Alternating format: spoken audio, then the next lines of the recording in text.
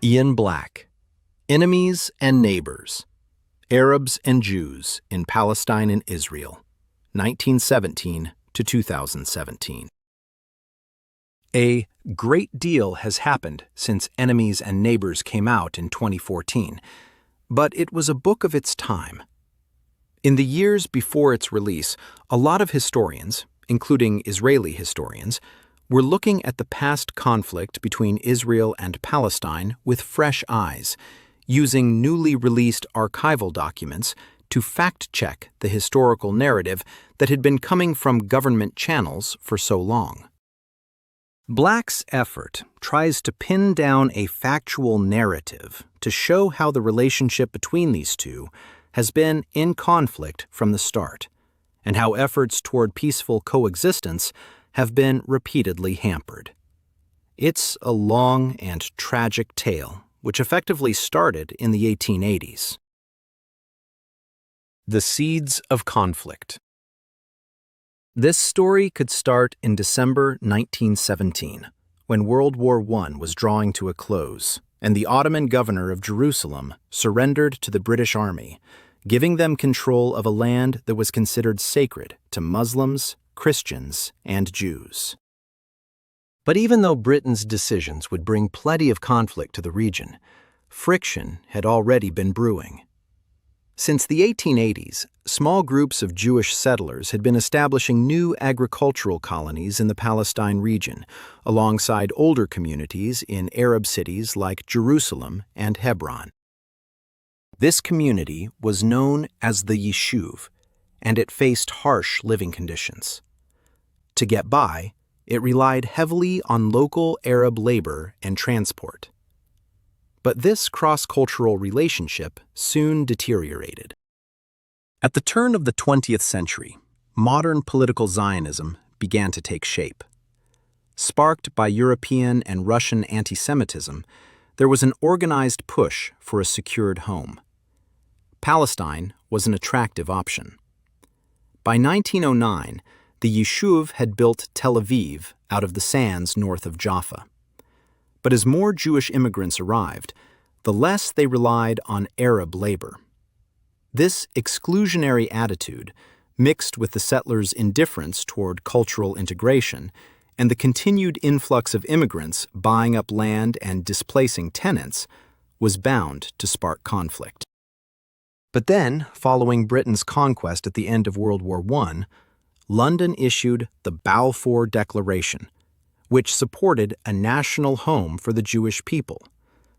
To many Arabs, who made up roughly 9/10 of the population at the time, it felt like a deal made over their heads.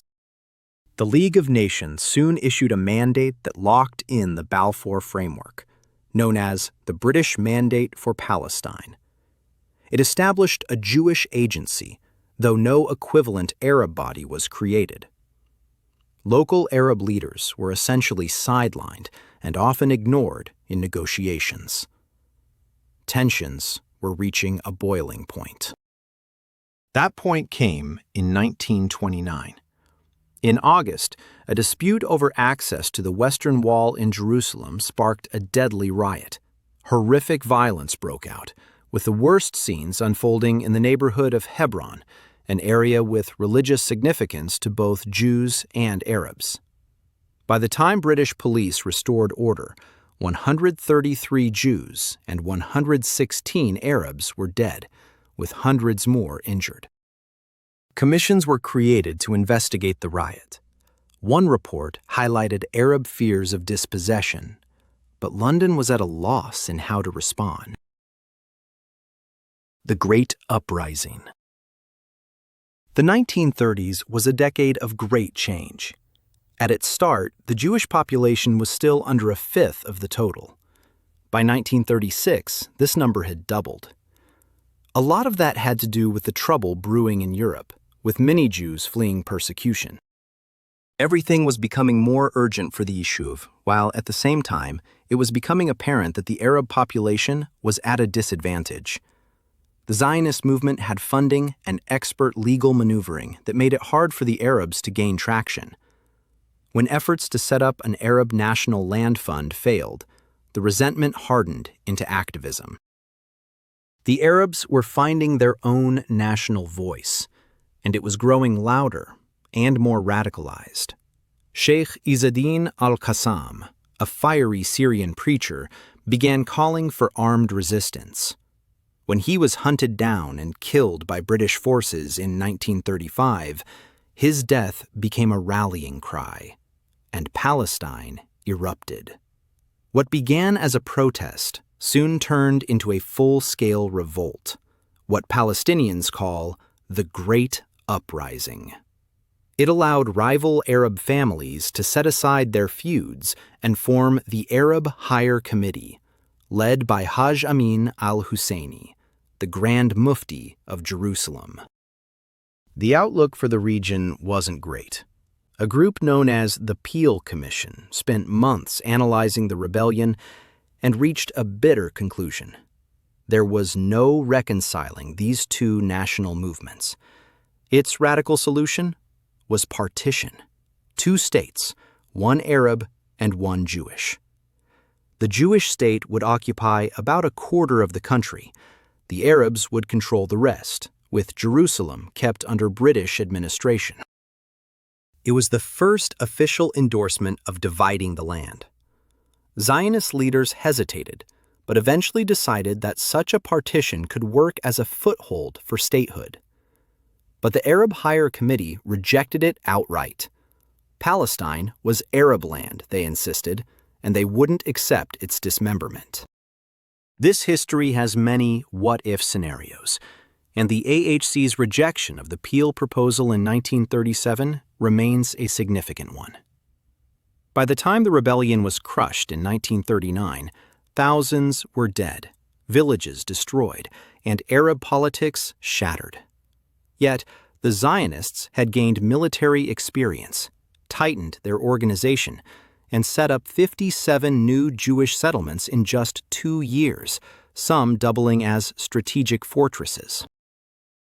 By the end of the decade, Palestine had changed beyond recognition. The Jewish population had doubled to nearly 500,000, 1 in 3 inhabitants of the land. The Arabs, leaderless and weary, had lost both confidence and cohesion. The War of 1948. When the Second World War ended, Britain was exhausted and eager to withdraw from the region, so it handed the problem over to the newly formed United Nations, who in 1947 voted to partition the area into Jewish and Arab states. The plan led to chaos and collapse. The vote was celebrated by Jews who saw it as long-delayed recognition of their national home. By Arabs, it was considered a betrayal. They rejected the idea that foreign powers could give away their own country. Within hours of the UN vote, violence broke out. Jewish buses ambushed, Arab workers massacred. Retaliations spiraled in every direction. As British forces prepared to withdraw, entire neighborhoods in Jerusalem and Jaffa fled almost overnight. By March 1948, Jewish commanders were planning for the decisive phase of the war. Under Plan D, they sought to secure key territory and roads, expelling or subduing Arab communities that resisted. Whether the plan amounted to a blueprint for ethnic cleansing is still fiercely debated, but in practice, it led to widespread displacement. The Palestinians refer to it as the Nakba, the catastrophe. As the offensive gathered pace and captured more neighborhoods, panic increased. The future Israeli Prime Minister, Golda Meir, described Haifa as a dead city, its homes abandoned, coffee still warm on the tables. By the time the British left and Ben-Gurion declared Israel's independence on May 14, 1948, roughly 300,000 Palestinians had already fled or been expelled. The next day, the armies of Egypt, Syria, Jordan, and Iraq invaded. Not to rescue Palestine, but to secure their own interests. Disorganized and wary of one another, they were quickly pushed back by the new Israel Defense Forces, or IDF, now uniting all Jewish militias under one command. As the fighting continued, towns like Lydda and Ramla were emptied, their populations forced into the searing summer heat in what became known as the Lydda Death March.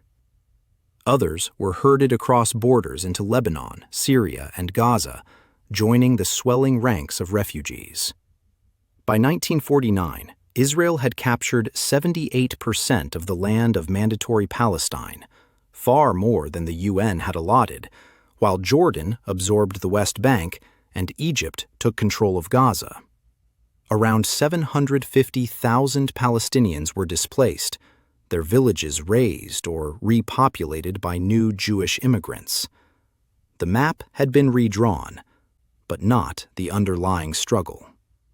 Israel had been born, Arab Palestine had ceased to exist, and lasting wounds had been created.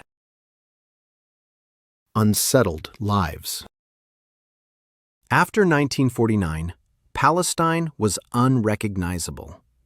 Israel was a newborn state, while hundreds of thousands of Palestinians were scattered, bewildered, and dispossessed across neighboring lands that were largely unwelcoming. Israel made its position clear almost immediately. The refugees would not return. The United Nations disagreed. Resolution 194, passed in December 1948, insisted on the refugees' right to return or to receive compensation, but Israel brushed it aside. For 150,000 or so Palestinians who remained in Israel, life changed overnight. Once the majority in their homeland, they were now a small, closely monitored minority within the nation's new borders. Under military rule, they now needed permits to travel, work, or even visit nearby towns. Israel's intelligence gathering methods became part of the process. To get a business license, a travel pass, or even access to a phone, Israeli Arabs often had to provide information about their neighbors. Across the region, though, the idea of Palestine was rekindling.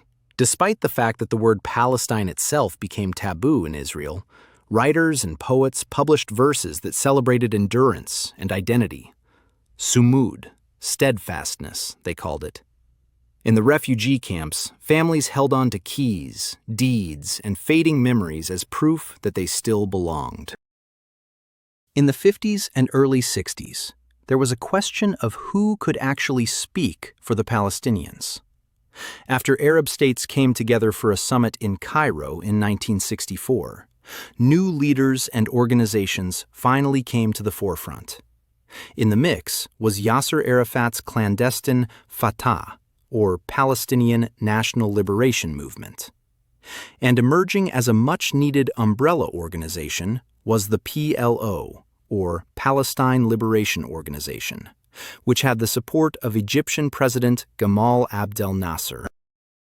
Even under occupation, resistance was starting to take shape. The Six-Day War and the rise of the PLO. While the PLO offered more organized representation, it was far from unified. Arafat kept Fatah at arm's length in his desire to operate independently and more aggressively. By 1965, Fatah's Fedayeen were staging small raids, adding to the tension in the area and raising questions as to whether the 1949 armistice agreements between Israel and neighboring nations would hold. That friction caught fire in 1967, leading to the Six-Day War. It was, once again, a war that would reshape everything. Israel's preemptive airstrikes gutted Egypt's air force within hours, and swift ground offensives rolled through Sinai and Gaza, took the West Bank and East Jerusalem, and seized the Golan Heights from Syria. In mere days, Israel had more than tripled its territory and came to rule over roughly 1.1 million Palestinians. For Palestinians, it was a Naksa, a staggering setback that produced another wave of displacement. But had Israel overplayed its hand? By occupying places like Gaza and the West Bank, it was now faced with having to manage a much larger situation, and people who were more energized in their resistance than ever before. As Israel would soon see, the Palestinian movement was only gaining steam. In March 1968, Israeli forces struck the town of Karama, a Fatah stronghold in the Jordan Valley. The battle was a one-sided victory for the IDF, but it was Arafat who emerged a hero. The fact that his fighters hadn't fled was enough to electrify the Arab world. Recruitment soared, weapons poured in, and suddenly the Palestinian struggle had a figurehead. By 1969, Arafat had become the official head of the PLO, and for the next decade, its notoriety only increased. The most infamous came in 1972, when Palestinian gunmen murdered 11 Israeli athletes at the Munich Olympics.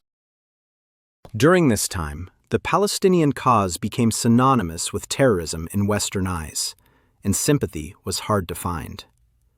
But something was beginning to stir, a conviction that even under occupation, a strong national identity could emerge. The first, shaking off. Arab pride reached new heights in 1974 when Yasser Arafat made a historic speech at the United Nations, offering Israel both the gun and the olive branch, and leaving it up to them to choose. As the PLO's program kept the rhetoric of armed resistance, it was quietly opening the door to diplomacy. It was a tactical compromise, but it also ran the danger of splitting the movement. Peace talks stalled through much of the 80s as the IDF pushed Arafat into exile in Tunis. And yet, the PLO's political infrastructure inside the territories kept growing. A tighter, more local Palestinian movement was taking shape under occupation. By the end of 1987, that movement was ready to explode.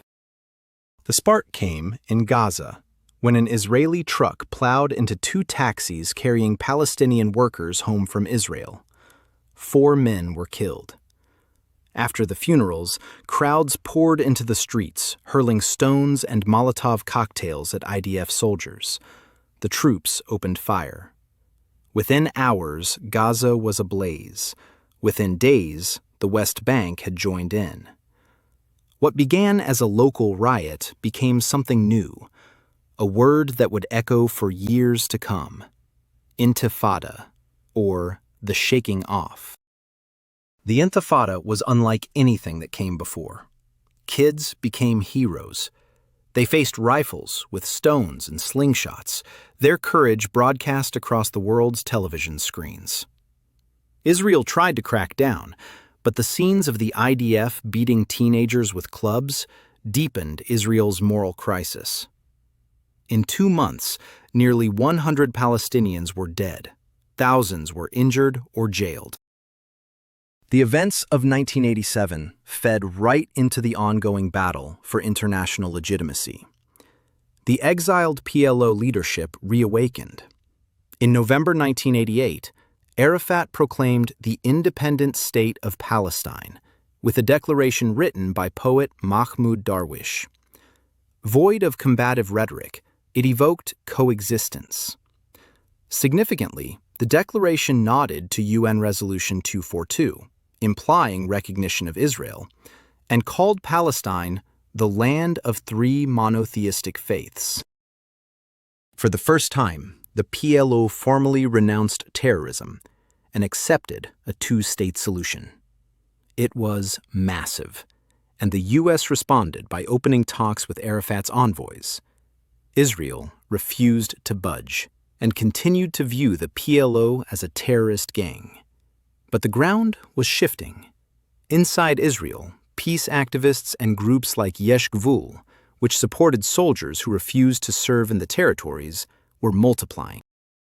But at the same time, the PLO's move toward negotiation and compromise opened the door for a new force that emerged from the mosques of Gaza: Hamas. The Illusions of Peace. Founded in late 1987 by Sheikh Ahmed Yassin, Hamas blended nationalism with religion. Its charter portrayed the conflict as a holy struggle rather than a political one. It didn't recognize Israel, and all of Palestine was considered an Islamic trust that could never be surrendered. But while Hamas considered Arafat's moderation a betrayal, the peace talks continued. As the 1990s began, anything seemed possible. The Berlin Wall fell, the Soviet Union crumbled, and in 1991, U.S. officials orchestrated an Israeli-Arab peace treaty summit in Madrid. For the first time, Palestinians sat across from Israelis at an international table, as equals. Israel's new prime minister, Yitzhak Rabin, kept the talks alive by utilizing a Norwegian back channel. By mid-1993, mutual recognition, something that had been unthinkable for decades, was on the table. Each nation would recognize the other, renounce violence, and start building Palestinian self-rule. This culminated in the Oslo Declaration of Principles, a monumental agreement that took place September 13, 1993, on the White House lawn. But the asymmetry was glaring.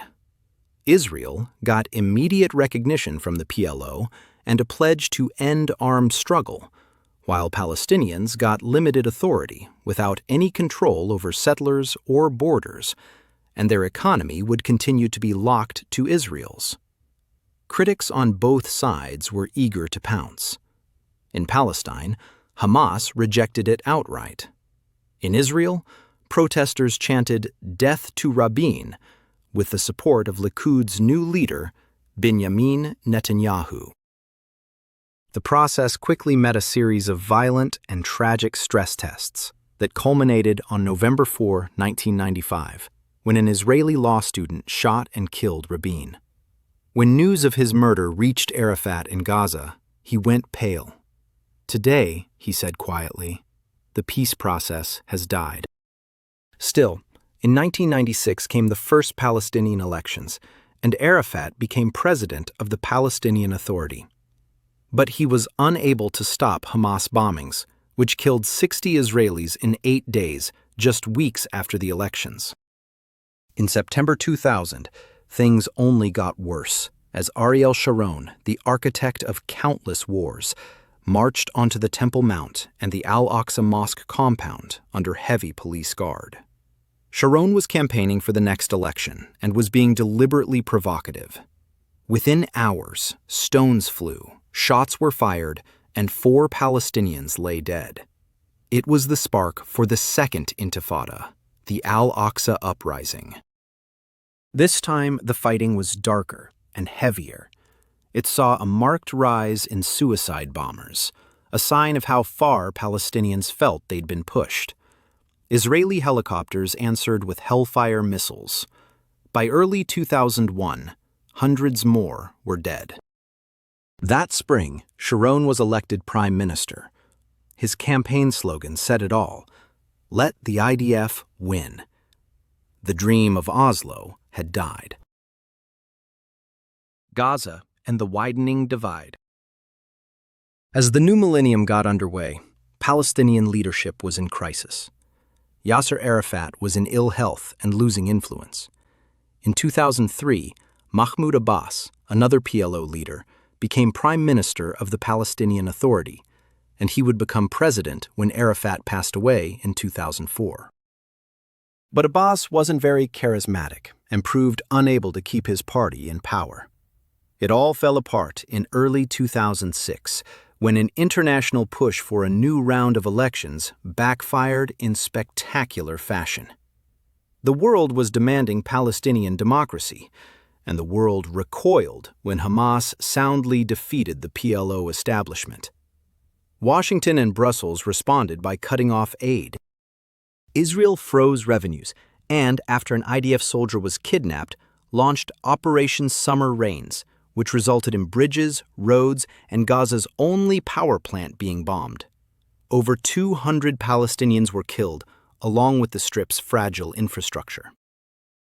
Internally, the political rift between Fatah and Hamas turned into open warfare. When the U.S. and Israel pushed Abbas to contain Hamas, it triggered a coup, and Hamas seized full control of Gaza. Abbas retreated to the West Bank, dissolved his government, and declared a state of emergency. By 2008, Israel had declared economic warfare on Gaza, followed by Operation Cast Lead, which was aimed at ending Hamas's rocket fire and arms smuggling operations. But it also flattened entire neighborhoods while leaving over 1,300 Palestinians dead, including hundreds of children. Israel lost 13 people over the course of the 3-week war. In 2014, with peace talks dead and Gaza suffocating, violence erupted yet again. The kidnapping and murder of 3 Israeli teenagers in the West Bank triggered Operation Protective Edge, which lasted 51 days and pulverized Gaza, erasing entire neighborhoods and leaving over 2,000 Palestinians killed. Israel lost 73 people. Netanyahu, emboldened by Donald Trump's presidency, pushed laws to legalize settlements and silence dissent. And yet, amid the fear and fatigue, there have been more organized groups calling for peace in Israel.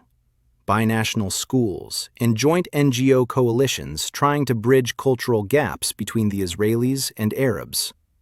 A banner hanging in front of a bombed-out building in Jerusalem read, "We refuse to be enemies."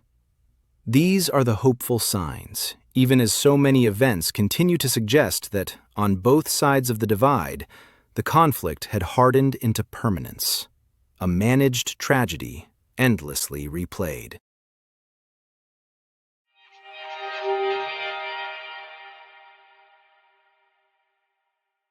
The main takeaway of this Blink to Enemies and Neighbors by Ian Black is that the modern story of Israelis and Palestinians dates back to the 1880s, when Jewish settlers began immigrating to the Palestine region.